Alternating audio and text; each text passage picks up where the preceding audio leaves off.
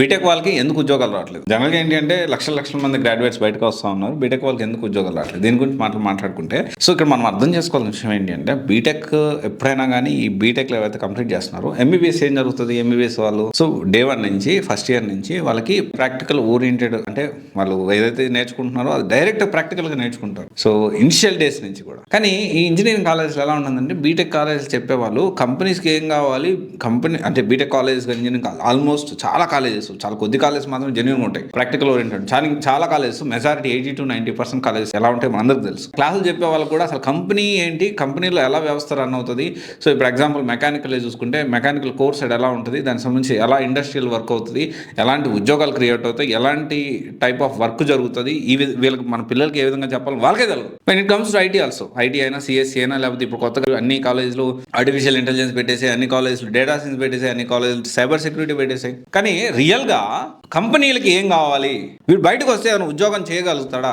ప్రతి ఇంటికి ఒక ఇంజనీర్ ఉన్నాడండి. ఇప్పుడు మన తెలుగు రాష్ట్రాల్లో ఆల్మోస్ట్ ప్రతి ఇంటికి ఒక ఇంజనీర్ ఉన్నాడు. కానీ ఉపయోగపడే ఇంజనీర్లు ఎంతమంది ఉన్నారనేది భగవంతుడికి తెలుసు. అంటే ఎందుకని ఇప్పుడు మీరు జాయిన్ అయ్యేటప్పుడు ఒకవేళ ఇంజనీరింగ్ కాలేజ్ కానీ డిగ్రీ కానీ జాయిన్ అయితే ప్యారలల్ గా కంపెనీ రిక్వైర్మెంట్స్ ఏంటి, ఇండస్ట్రీలో ఏం జరుగుతుంది, if you are into mechanical side చూడండి, if you are triple side చూడండి, ఇఫ్ యూ ఆర్ ఈసీ దాని సైడ్ రిలేటెడ్ చూడండి, సివిల్ దాని రిలేటెడ్ చూడండి. అంతేగాని బ్లైండ్గా డంబులాగా మనం కాలేజ్ అంతా ఎంజాయ్ చేస్తాను. ఇప్పుడు పరిస్థితి మారిపోయింది. అలా లేదు. కాలేజ్ లైఫ్లో ఎంజాయ్ చేస్తా హ్యాపీ డేస్ మూవీలో అలా లేదు. ఇప్పుడు లాస్ట్లో రాగానే అమీర్పేట, కేపీ, కూకట్పల్లిలో లేకపోతే మాదాపూర్ వెళ్ళి ఒక 2 నెలలు 3 నెలలు కోర్స్ నేర్చుకొని జాబ్ కొట్టేస్తా సిచ్యువేషన్ మారిపోయింది. ఇప్పుడు ఉన్న పరిస్థితుల్లో ఫస్ట్ ఇయర్ నుంచి సెకండ్ ఇయర్ నుంచి you have to be very serious on your career. Riley 1 గంట పెట్టుకో, అట్లీస్ట్ ఒక అరగంట, ఒక హాఫ్ అన్ అవర్ అన్న దీనికి పెట్టుకో. సో ఈ రియల్ టైం ఓరియంటెడ్ లేదు, చాలా కాలేజెస్లో లేదు. సో లేదు, దాని గురించి ఇంకా మనం ఏం చేయలేము, జాయిన్ అయిపోయాము లేదు అని బాధపడాల్సిన అవసరం లేదు. దీనికి సంబంధించి ఇంటిగ్రేటెడ్ కోర్సెస్ అంటే ఫస్ట్ ఇయర్ నుంచి సెకండ్ ఇయర్ నుంచి థర్డ్ ఇయర్ నుంచి ట్రైనింగ్ ఇచ్చే ఇన్స్టిట్యూట్స్ చాలా వస్తున్నాయి.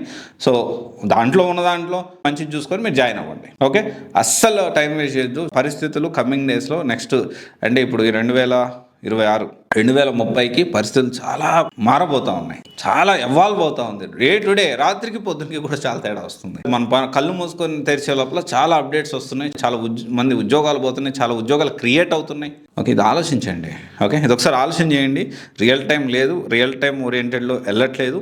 సో ఇది కొంచెం మీరు ప్రతి ఒక్క స్టూడెంట్ సీరియస్ తీసుకోవాలి. పేరెంట్స్ కూడా పిల్లల్ని కొంచెం పుష్ చేయండి, తప్పదు. ఓకే, మారుతున్న కాలాన్ని బట్టి నేను పుష్ చేయను, ప్రెజర్ చేయను అంటే కుదరదు.